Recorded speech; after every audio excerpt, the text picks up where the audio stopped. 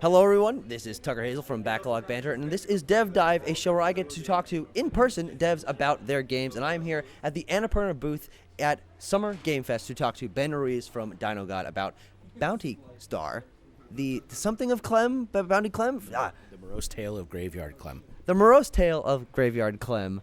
Complicated name for what I think is a very interesting and unique game. Ben, I have been playing the game, checking out its blend of combat and base management, sort of also some farming elements that I didn't get a chance to check out.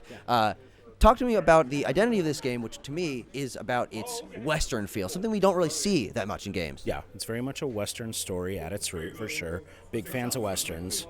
But we're also, at Dinogod, big fans of mechs and big fans of chores and base operations and cozy stuff. So this was us kind of throwing some ideas together that we don't feel like we see a lot.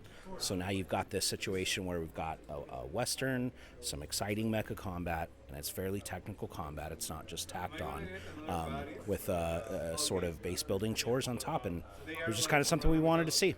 Yeah, what I found most interesting is that you were talking about Stardew Valley and Harvest Moon as inspirations of yours, games that you love. And those games, they have combat, but it's very simple. One button, swing the sword, or shoot an arrow or something, very simple. But you've put full-on mech combat in this game. I was dodging and managing my heat levels, and I had a melee attack and guns and all of this stuff. How did you decide how complicated to make the combat, especially in a game that is also a management sim? The complicated combat is kind of what makes this game stand out. Sure. Yeah. So that was the first goal, was to make sure that the combat was good. So as a result, we kind of have like a flipped formula from the Stardew Valley, where the base building stuff that you can do, the gardening, the animal caretaking, that is the simpler thing, and that was on purpose. So we want people to show up for the combat and to have a good time, but then take a break from the combat with this fun base building stuff. So yeah, kind of the opposite formula, but something we think will be pretty fun for anyone who likes action games and stories. Okay, all right. So give us a hint of what this story is like in this game. If it's something that's one of that three pillars of the game, what's the base concept people can look forward to?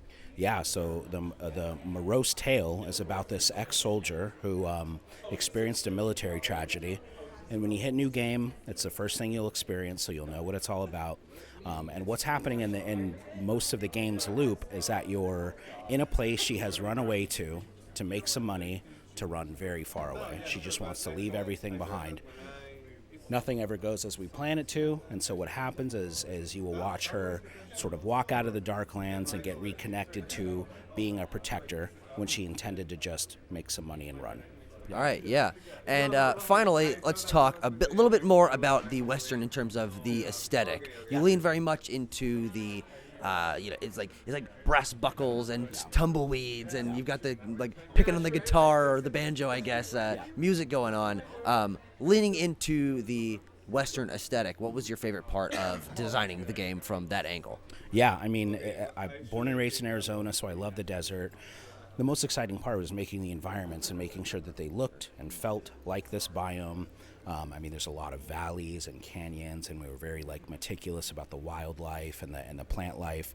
So that was kind of the most fun part. But then layering in all the additional parts of the aesthetic, the music, the visual effects, the sort of passive sounds, all equally as enjoyable. And every layer we added made it feel more like that classic Western. So it's just kind of like self-motivating. It's like, oh, this was awesome. Wow, now it sounds better. Now it looks cooler. Now it's more fun. And it just kind of got out of control. And now it feels like a Western.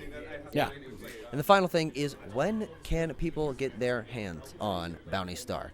No release date yet, but we are on track for fall this year. Excellent. Well, I will have the link to Wishlist Bounty Star in the description here for Steam. I hope everyone checks out. You'll have seen a little bit of footage, B-roll here. If the game looks like it's something for you, then it probably is. Go wishlist it, and thank you, Ben, very much for joining me. Yep. Appreciate it. Have a good one.